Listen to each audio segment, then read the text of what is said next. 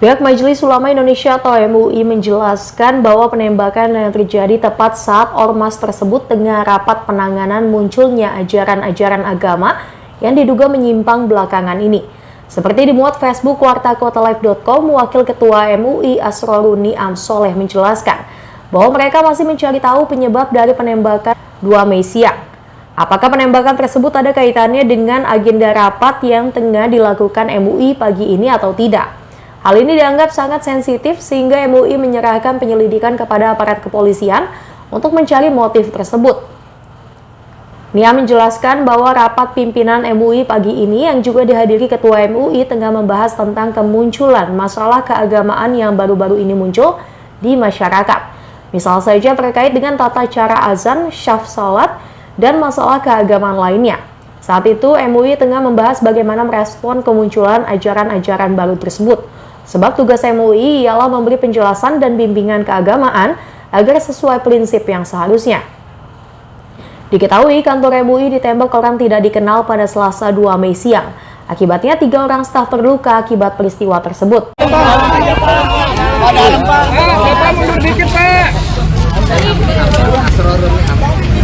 Lempar aja mic-nya ke depan. Aduh, nggak bisa bang. Nggak bisa gue. Oh, bentar pak.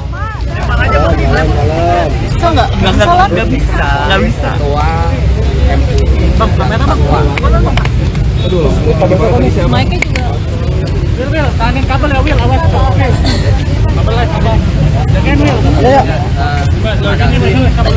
Rekan-rekan mohon doanya. Baru saja ada insiden penembakan di Lantai 1 Dewan Pimpinan Majelis Ulama Indonesia sedang melaksanakan pimpinan di lantai 4 Majelis Ulama Indonesia. Rapat ini adalah rapat perdana setelah jeda Idul Fitri. Ini rapat rutin di setiap Selasa yang di depan ini dong. Sebagai agenda keumatan di setiap pekan. Nah, salah satunya adalah persiapan halal bihalal, komitmen untuk merajut kebersamaan pasca Idul Fitri, dan bagaimana semangat ukhuwah, semangat kebersamaan ini bisa menjadi etos kita bersama di dalam mewujudkan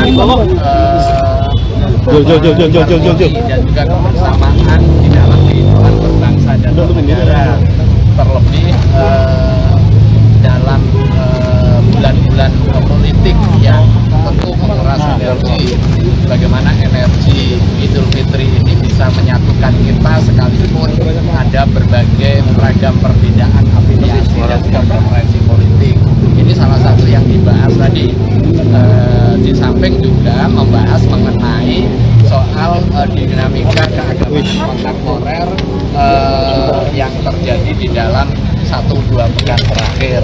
Nah, pada saat kita sedang rapat, insiden terjadi begitu cepat ya.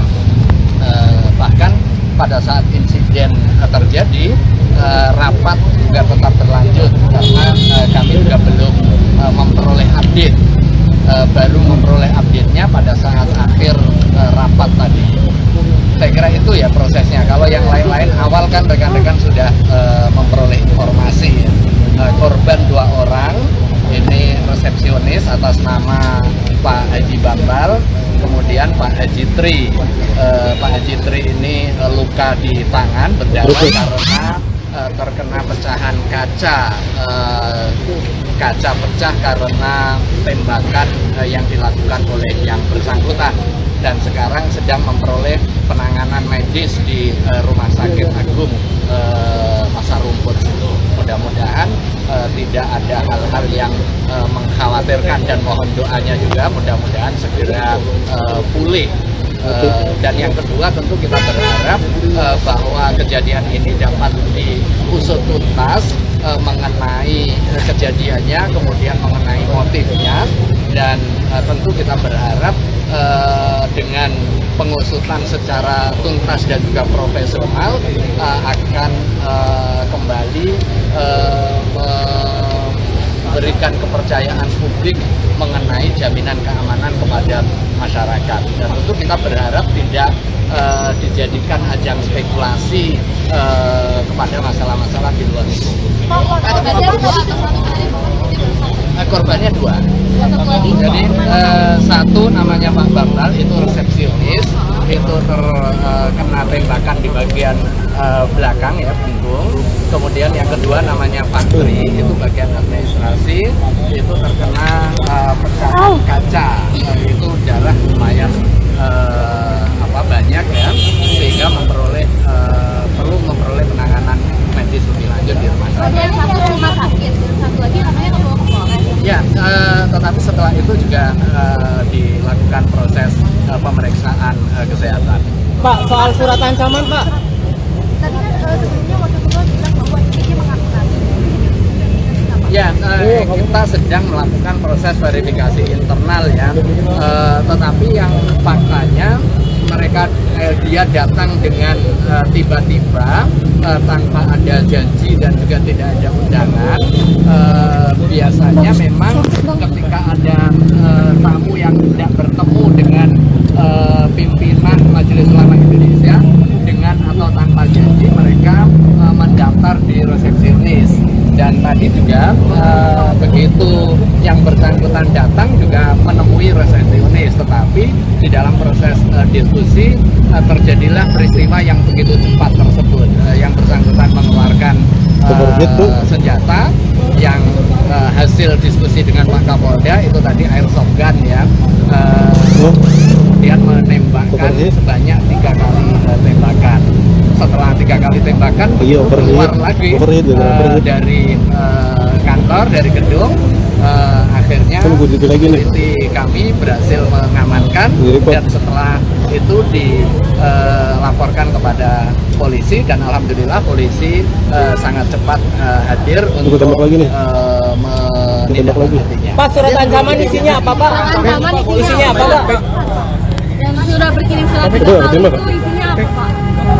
Itu kan belum terverifikasi ya, apakah benar ada atau tidak, dan di antara kami tidak ada satupun yang mengenali sosok yang bersangkutan. Dengan demikian, untuk sementara klaim itu belum cukup terverifikasi karena tidak ada satupun di antara kami, baik pimpinan maupun staf, yang mengenali wajah yang bersangkutan sempat datang ke kantor MUI. Tapi suratnya ada atau tidak? Jangankan surat, orangnya saja tidak terkenali. Gitu ya. Katanya 3 kali udah datang, Pak. Gimana, Pak? Kami belum mengenali, dan dari hasil diskusi internal serta komunikasi dengan para staf, belum ada satupun yang mengenali yang bersangkutan. Nah, makanya kabar itu dari mana itu belum terverifikasi. Tentu kita juga konsolidasi internal, apakah benar atau tidak. Tetapi setelah rapat pimpinan tadi, saya juga ketemu dengan teman-teman sekretariat, apakah ada yang mengenali, apakah ada surat tersebut, itu terkonfirmasi belum ya. Apakah ada atau tidak, faktanya kita belum tahu, tetapi sampai detik ini belum ada satupun yang mengenali, dan belum ada satupun informasi yang valid yang menyatakan bahwa surat itu ada. Tapi sebelum kejadian pada hari ini ada kejanggalan yang diterima oleh mungkin tidak Pak? Tidak ada sama sekali ya. Tetapi apakah ada kaitan dengan agenda rapat kita atau tidak, kita juga nggak bisa atau nggak berani berspekulasi. Kita menyerahkan sepenuhnya kepada masyarakat untuk melakukan pemeriksaan, penyelidikan dan juga penyidikan, sehingga kasus ini bisa menjadi terang benderang ya. Karena agendanya salah satunya tadi juga cukup sensitif, karena memang membahas masalah keagamaan yang muncul di publik beberapa waktu terakhir ini. Itu agendanya terbuka atau tertutup? Agenda apa? Umum tahu apa ada Rapat pimpinan. Ya kan, rapat pimpinan ini kan rapat pimpinan internal dan bersifat rutin kan. Agendanya pun juga di-share kepada pimpinan, mulai persiapan halal bihalal, kemudian membahas masalah keagamaan yang muncul di publik, tata cara sholat, tata cara azan, dan beberapa masalah keagamaan yang muncul di publik yang memang membutuhkan respon keagamaan. Boleh sedikit spesifik Pak terkait dengan isu keagamaan seperti apa yang muncul di publik yang perlu direspon oleh pada akhir-akhir ini?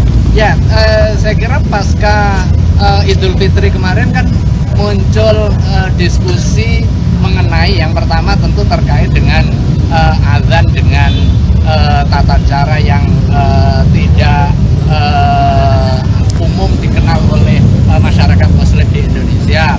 Kemudian posisi saf sholat dan sejenisnya ya, itu menjadi salah satu tema bahasan karena memang salah satu tugas keagamaan Majelis Ulama Indonesia adalah memberikan penjelasan, panduan dan juga bimbingan keagamaan kepada masyarakat agar sesuai dengan prinsip-prinsip keagamaan dan dalam rangka itulah rapat tadi dibahas dan juga dilaksanakan.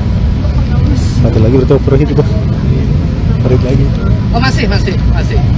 Kita bertugas menjalankan aktivitas seperti biasa, ya. Tetapi tentu masalah ini kemudian menyita waktu untuk kepentingan klarifikasi, kemudian untuk kepentingan koordinasi, untuk kepentingan konsolidasi dan juga pemastian bahwa agar kasus ini bisa terselesaikan secara baik dan tidak meninggalkan residu masalah yang menyebabkan kekhawatiran yang berlebih di masyarakat mengenai soal keamanan. Boleh dipastikan juga kepada masyarakat Pak melawan Pak kamera Pak. Pak, suaranya kencengin Pak. Ya, tentu kita berharap bahwa penyelesaian kasus ini bisa berjalan secara cepat, secara profesional, dan kita percayakan penuh kepada aparat penegak hukum untuk melakukan itu. Dan koordinasi konsolidasi terus dilaksanakan. Makanya tadi kita juga apresiasi langkah cepat Pak Kapolda untuk hadir di kantor, memimpin langsung proses pemeriksaan dan juga pencarian informasi-informasi sebagai bahan di dalam proses penanganan kasus ini. Kemudian yang kedua, intinya adalah bagaimana penanganan ini setelah dilakukan secara profesional melahirkan ketenangan publik, tidak menyebabkan kekhawatiran di luar hukum. Saya kira itu menjadi kunci di dalam penanganan masalah ini. Rapat tadi sudah selesai. Jadi rapat di akhir rapat jam 12 itu ada interupsi begitu yang menginformasikan kasus ini, dan kita secara bersama menyaksikan potongan foto dan juga video yang menjelaskan kasus di bawah. Setelah itu ya kita bahas pendek ya, baru kemudian setelah itu ditutup dengan doa.